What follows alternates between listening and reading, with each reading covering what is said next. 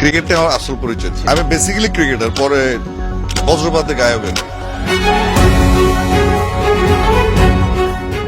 Cricket ছিল তার ধ্যান জ্ঞান, ক্রিকেট ছিল তার প্রথম ভালোবাসা। সেই প্রথম ভালোবাসাতেই ফিরলেন আসিফ আকবর।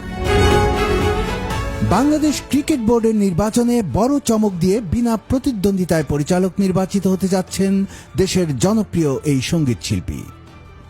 প্রার্থিতা প্রত্যাহারের শেষ দিন 1 অক্টোবর বুধবার এই ঘোষণা আসে।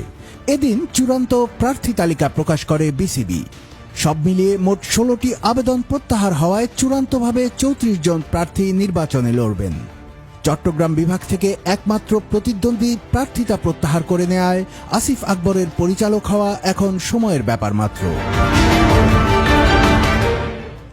বাংলা গানের যুবরাজ খ্যাত দেশের জনপ্রিয় কণ্ঠশিল্পী আসিফ আকবরের জীবনের একটি কম আলোচিত অধ্যায় তার ক্রিকেট জীবন। সঙ্গীত ক্যারিয়ারের আগে ক্রিকেটই ছিল তার প্রথম ভালোবাসা। বিভিন্ন সময়ে সাক্ষাৎকার